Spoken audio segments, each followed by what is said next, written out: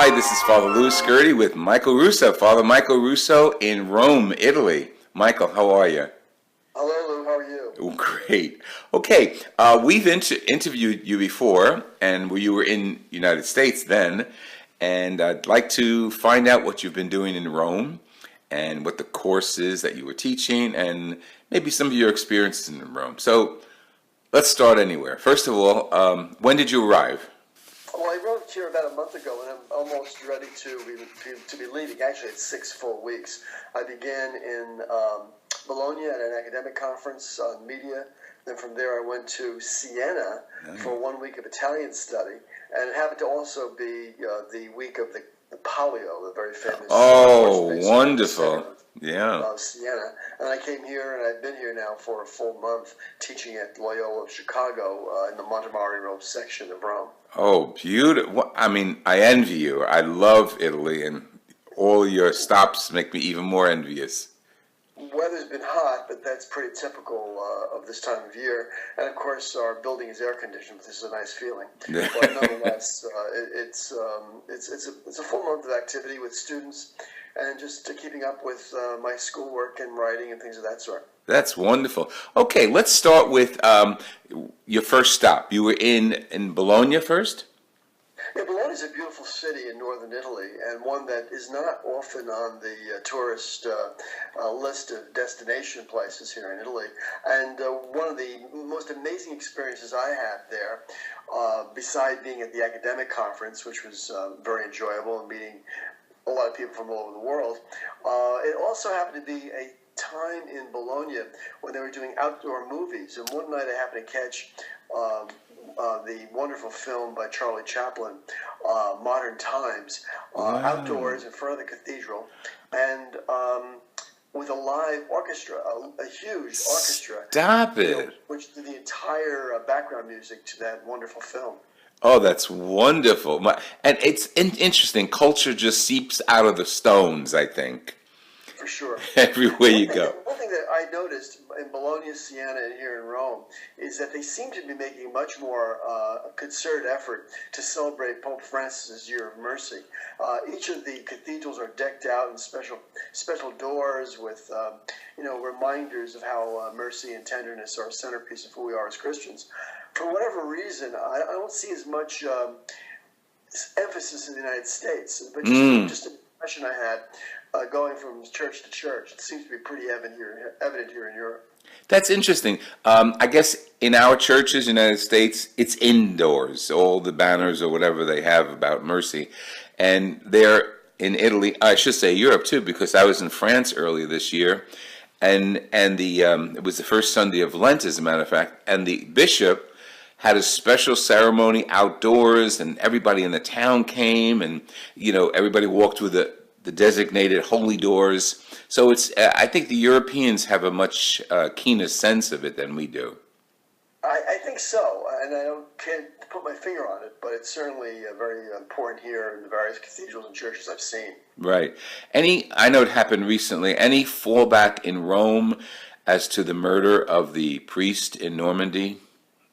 Other than we all know about it, there hasn't been any particular mention. It also happens to come at a time when the Pope is heading to Krakow, to Poland, for the World Youth Days. Right. And it's in the forefront of everyone's mind, however, especially with what's going on in France as such. Sure. Okay, let's get back to Bologna, not because of its more or less importance, but that's where you are or were. What was your conference like in Bologna? Well, the conference was at the historic Bologna University, which, as you might know, is the oldest university in the world, period, end of sentence. And we were, there were about 300 or 400 of us from the United States and around the world. And we were using the history department's aula, which, beside having, fully equipped with video and everything else that you would need in a modern setting. It was also a very ancient and wonderful, frescoes that were on the walls. So it was quite an amazing place to listen to and to take in. Oh, that's beautiful. And of course, they have their great medical school too, right? Exactly. And one of my doctors, somewhere along the line, was a student of the medical school of Bologna. And at first, I had dubious the reaction to him, but then once I met him, I knew he was well qualified. Yeah, well, for sure. Then from Bologna, I went to Siena for a week of Italian study, and I had a wonderful little class, a tutor, and we happened to be in the neighborhood where one of the horses, one of the contradas, was kept, and the Tortuga contrada. And each section of Siena, there are about 14 different sections, small sections, but they also have this really blood loyalty to the town.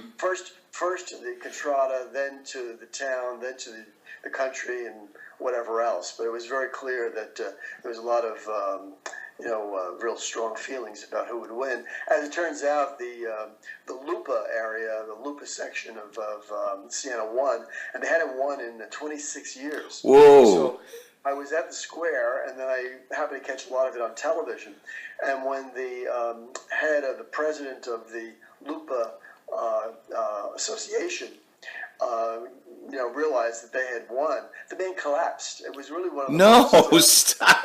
He collapsed in joy. His wife and son were just holding him up. And then from the town square, they go to the Church of Our Lady of Providence, and there's a priest who blesses the horse, blesses the jockey, and there's total pandemonium in the church. I mean, you could not keep everyone from the kind of ecstatic feeling they had in winning this amazing race. That's wonderful how the church in Europe, especially in Italy, gets so involved with the social climate of the community. I mean, that's wonderful. I mean, blessing a horse, that's wonderful.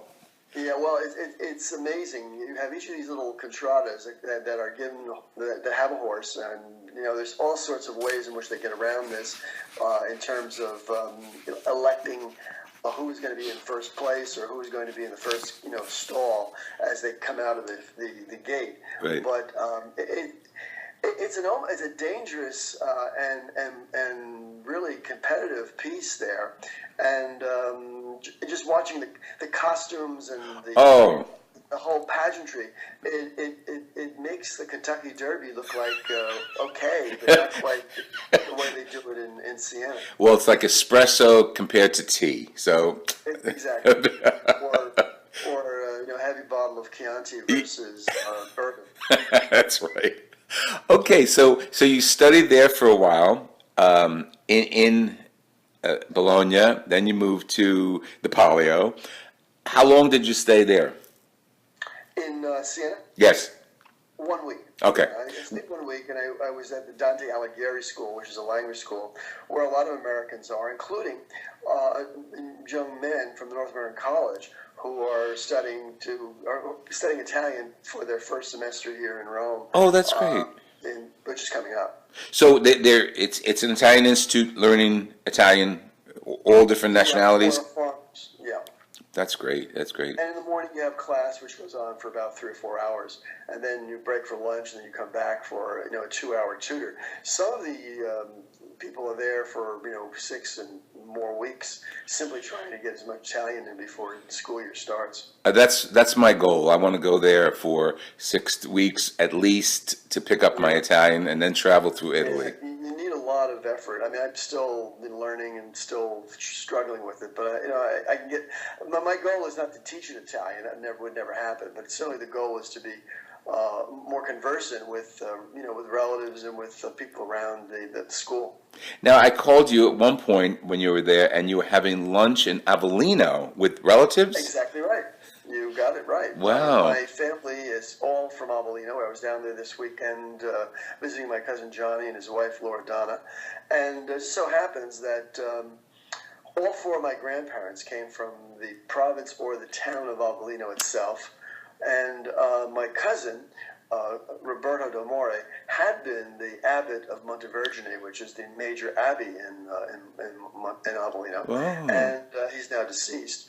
But my cousin Johnny and I and friends of ours, we went down to to Avellino on Sunday, and I had never seen Roberto's burial site for whatever reason. I just never was there to see it. Yeah.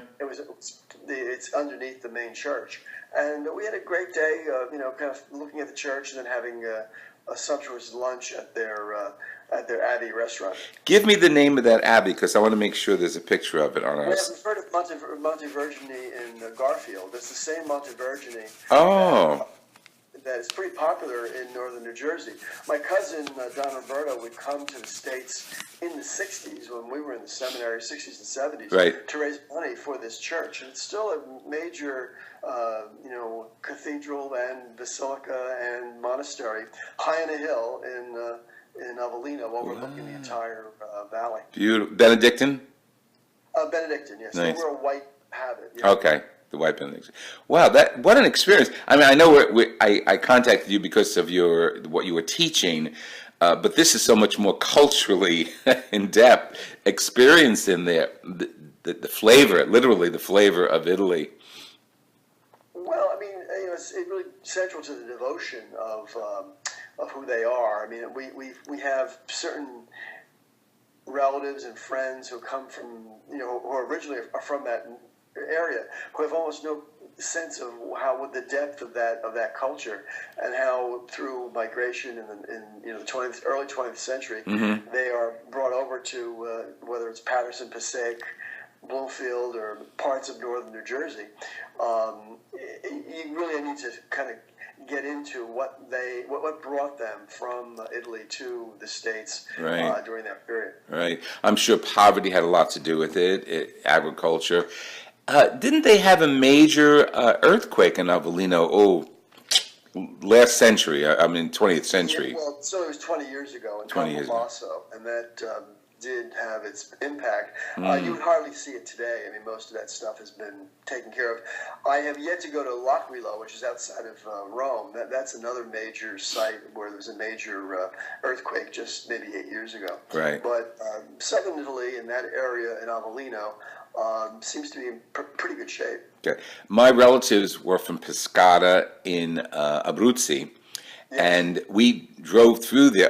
Again, maybe 20 years ago, drove through there. You would never know that it had a history of earthquake. It was completely modernized, and it Chieti and Pescara joined, so it's one city basically. And I was amazed at how many Scurtis there were all over the board. What do they call the boards that announce the deaths of local citizens? The boards? Yeah, have you seen them in the streets? Yeah, I mean, they make a big thing over the death of anyone. I mean, right. In fact, a few years ago, I happened to see a funeral in Avellino, and it will take something out of The Godfather in the sense that you have parades and you have all sorts of people following the casket with the priest. It's quite charming. Right. In fact, the other night we had a screening of Cinema Paradiso, one of my Madonna, I love it. There's still some of that here, but in fact, Italy has become far more diverse than it has ever been. Sure. And whether people come from all over the Mediterranean, whether from Africa or from other parts of Europe. Right, beautiful. Okay, so from Avellino area, you came back to Rome? I did, yeah. I'm finishing off this 4-week course with my students. It's my religion, media, and culture class. If you are interested in it in any way, simply go to my website, francisfactor.com. On the right-hand side, you'll see a Loyola Rome 2016 tab, and just go into that, and you'll have the course. You can look at the reading list, the movie list, and all things that people are doing. Oh, that's wonderful. I'll make sure I have that as a byline under our conversation.